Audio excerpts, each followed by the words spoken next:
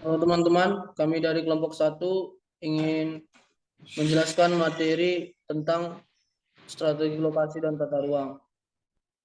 Saya Arnold Hasibuan selaku anggota ketua, dan teman-teman saya Caca Francisca Meliana, Cindy Manungkalut, Radinda Azahra, Fenia Viola, Ceresia Luki, Tarisha Fitri Nabila. Untuk materi selanjutnya akan dibacakan oleh Teresia. Teresia, silakan. Strategi lokasi. Masalah lokasi sangat mempengaruhi risiko dan keuntungan sebuah perusahaan. Contohnya seperti biaya pengangkutan bahan mentah yang masuk ataupun produk jadi yang di luar dari perusahaan. Dapat mencapai 1/4 dari harga jual produk. Selain itu, lokasi juga mempengaruhi biaya pajak, upah, biaya bahan baku, dan sewa. Keputusan mengenai lokasi harus diambil perusahaan sesekali, biasanya karena permintaan yang telah melebihi kapasitas pabrik atau karena perubahan produktivitas tenaga kerja, perubahan nilai tukar, biaya, dan sikap masyarakat setempat. Pilihan lokasi meliputi, yang pertama tidak pindah tetapi memperluas fasilitas yang ada. Yang kedua, mempertahankan lokasi sekarang dan menambahkan fasilitas lain. Yang ketiga, menutup fasilitas yang ada atau pindah ke lokasi yang lain. Selanjutnya, faktor-faktor yang mempengaruhi keputusan lokasi. Menentukan lokasi operasional untuk sebuah perusahaan yang telah menempatkan usahanya secara internasional adalah tidak sederhana. Keputusan lokasi sudah keluar melebihi batas negara. Pada kenyataannya, keputusan lokasi bagi sebuah perusahaan yang beroperasi secara global dimulai dari mempertimbangkan beberapa faktor untuk memilih negara, dilanjutkan untuk memilih wilayah sampai memilih tempat. Memilih lokasi semakin rumit dengan adanya globalisasi tempat kerja yang terjadi karena adanya pembangunan. Yang pertama, ekonomi pasar. Yang kedua, komunikasi internasional yang lebih baik. Yang ketiga, perjalanan dan pengiriman yang lebih cepat dan dapat diandalkan. Yang keempat, kemudahan perpindahan arus modal antar negara. Dan yang terakhir, diferensiasi biaya tenaga kerja yang tinggi. Selanjutnya kepada moderator. Oke, Selain untuk silakan. Selain globalisasi, masih ada sejumlah faktor lain yang mempengaruhi keputusan lokasi, diantaranya yaitu yang pertama, produktivitas tenaga kerja, yang kedua, nilai tukar mata uang dan resiko mata uang, yang ketiga, biaya, yang keempat, resiko politik, nilai dan budaya, yang kelima, kedekatan dengan pangsa pasar, yang keenam, kedekatan dengan para pemasok, yang ketujuh, kedekatan dengan para pesaing atau kelompok. Metode evaluasi alternatif lokasi. Terdapat 4 metode yang digunakan untuk menyelesaikan masalah lokasi: metode pemeringkatan faktor, analisis biaya volume lokasi, metode pusat gravitasi, dan model transportasi. Bagian ini menjelaskan pendekatan-pendekatan ini. Metode pemeringkatan faktor. Terdapat banyak faktor, baik kualitatif maupun kuantitatif. Untuk mempertimbangkan dalam pemilihan lokasi, beberapa faktor ini sangat penting daripada yang lainnya, sehingga para manajer dapat menggunakan pembobotan untuk membuat proses keputusan lebih objektif. Metode pemeringkatan faktor adalah metode lokasi yang objektif ke dalam proses identifikasi untuk mengevaluasi biaya. Metode ini terkenal karena bermacam-macam faktor yang banyak, dari edukasi hingga rekreasi, hingga tenaga kerja terampil, dapat dimasukkan secara objektif. Oke, saya kembalikan kepada moderator. Oke, untuk slide selanjutnya, silakan. Metode pemeringkatan faktor mempunyai 6 langkah berikut. Yang pertama, kembangkan daftar faktor yang relevan, dinamakan kunci keberhasilan.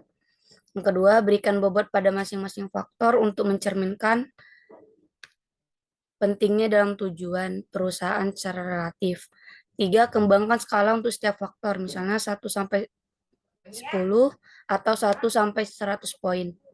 4, memilih skor manajemen pada masing-masing lokasi untuk tiap-tiap faktor dengan menggunakan skala dalam 3 langkah. Dalam langkah 3, Yang kelima, gandakan skor bobot untuk tiap-tiap faktor dan total skor untuk tiap-tiap lokasi. Yang keenam, buatlah rekomendasi didasarkan pada skor poin maksimum, mempertimbangkan hasil dari pendekatan kuantitatif lainnya pula. Jika keputusan sensitif bagi perusahaan minor, analisis lebih lanjut dari pembobotan dan poin yang diberikan akan tepat.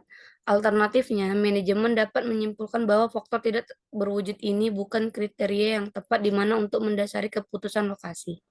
Oleh karena itu, para manajer menempatkan bobot yang utama pada aspek keputusan yang lebih kuantitatif. 1.2 Analisis biaya volume lokasi merupakan teknik untuk membuat perbandingan ekonomi dari alternatif lokasi.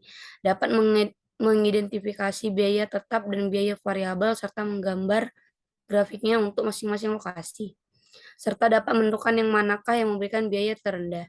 Analisis biaya volume lokasi dapat dilakukan secara sistematis atau grafik. Pendekatan grafik memiliki keuntungan untuk menyediakan kisaran volume atas masing-masing lokasi mana yang lebih disukai. 1.3 Metode pusat gravitasi.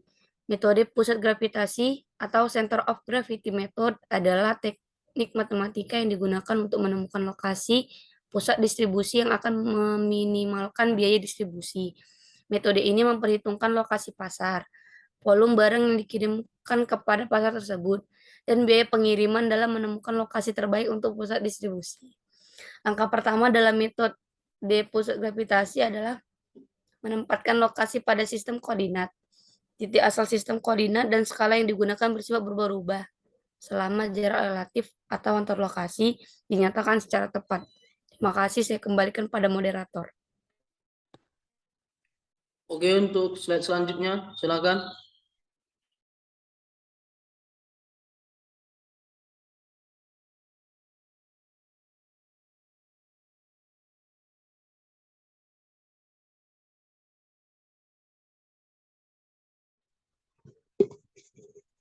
Mic-nya tar, mic-nya. Suaranya Tarisa.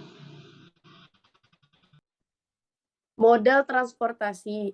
Tujuan dari model transportasi adalah untuk menentukan pola pengiriman terbaik dari beberapa poin penawaran atau sumber daya kepada beberapa poin permintaan atau tujuan, dengan demikian dapat meminimalkan total produksi dan biaya transportasi.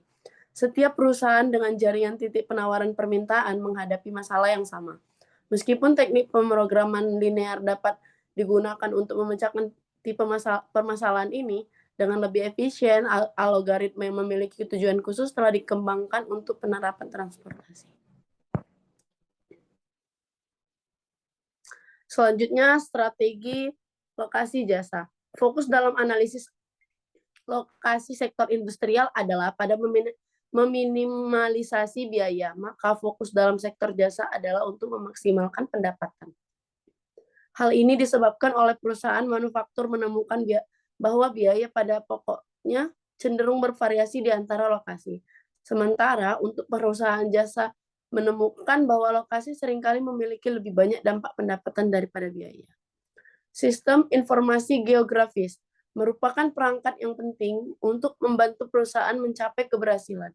Keputusan analitis dengan mengacu pada lokasi, sistem informasi geografis atau Geographic Information System atau GIS menyimpan dan memperlihatkan informasi yang dapat dihubungkan dengan lokasi geografis.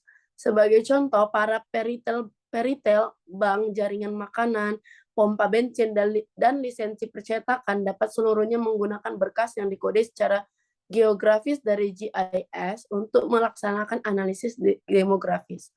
Selanjutnya saya serahkan kepada moderator.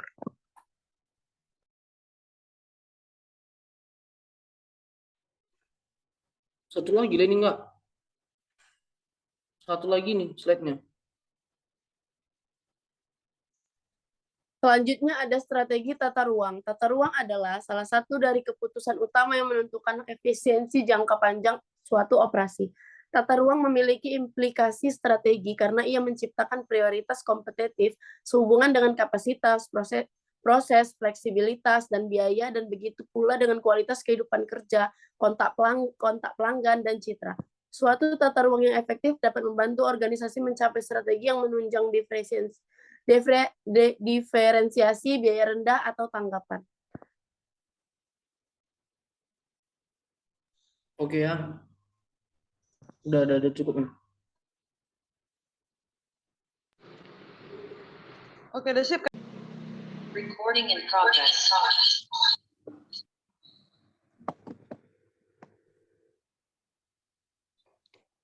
Oke, untuk selanjutnya, silakan. Strategi tata ruang. Tata ruang adalah salah satu dari keputusan utama yang menentukan efisiensi jangka panjang suatu operasi. Tata ruang memiliki implikasi strategi karena ia menciptakan prioritas kompetitif sehubungan dengan kapasitas, proses, fleksibilitas, dan biaya. Dan begitu pula dengan kualitas kehidupan kerja, kontak pelanggan, dan citra. Sesuatu tata ruang yang efektif dapat membantu organisasi mencapai strategi yang menunjang diferensiasi biaya rendah atau tanggapan. Jenis-jenis tata ruang. Penentuan tata ruang mencakup peletakan terbaik bagi mesin-mesin dalam bidang produksi, kantor, dan meja. Dalam bidang perkantoran atau pusat layanan, suatu tata ruang yang efektif memungkinkan aliran material, orang dan informasi di dalam antara area guna mencapai tujuan-tujuan. Serangkaian pendekatan telah dikembangkan, ada 7 antaranya, yaitu 1. Tata ruang kantor, memosisikan pekerjaan, perlengkapan mereka dan ruang kantor guna menyediakan pergerakan informasi. 2. Tata ruang toko eceran, menyediakan ruang tampilan dan tanggapan terhadap kebiasaan pelanggan. Tata ruang gudang, mempertimbangkan pertukaran antara ruang dan penanganan material. 4. Tata ruang posisi tetap, mempertimbangkan persyaratan tata ruang bagi proyek-proyek bersifat bulky seperti kapan beserta bangunannya. 5. Tata ruang berorientasi proses, menangani volume rendah. 6. Tata ruang sel kerja, menata mesin dan perlengkapan guna memusatkan perhatian pada produksi suatu produk tunggal atau kelompok produk-produk terkait. 7. Tata ruang berorientasi produk, mencari personel terbaik dan pengguna mesin dalam produksi repetitif dan berkesinambungan. Selanjutnya saya serahkan kepada moderator.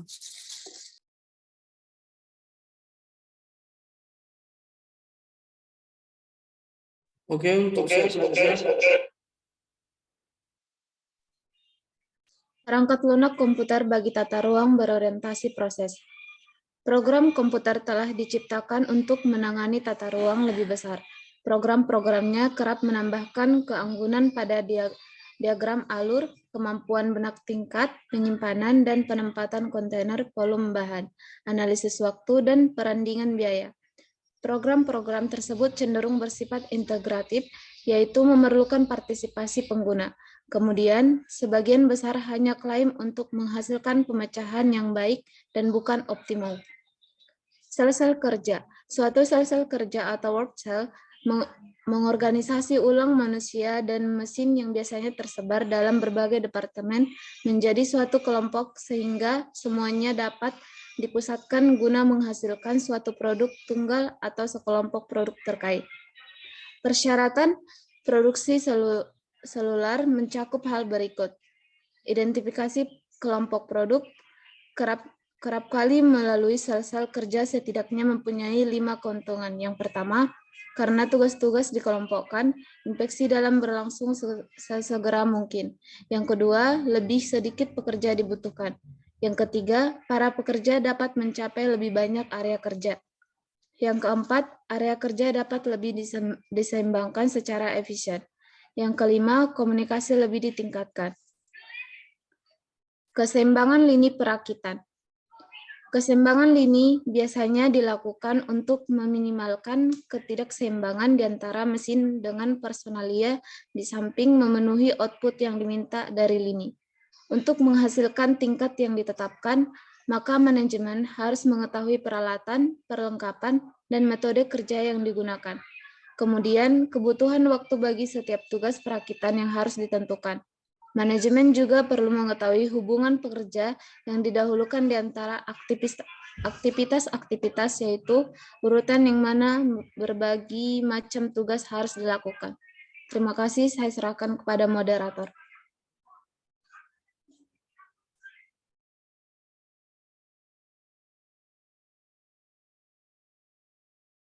Oke, kita masuk ke tahap kesimpulan yang akan saya bacakan.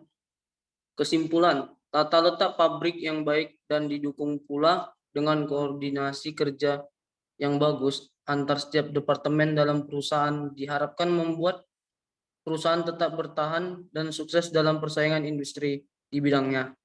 Layout yang tepat menunjukkan ciri-ciri adanya penyesuaian tata letak fasilitas operasional terhadap jenis produk dan proses konservasi.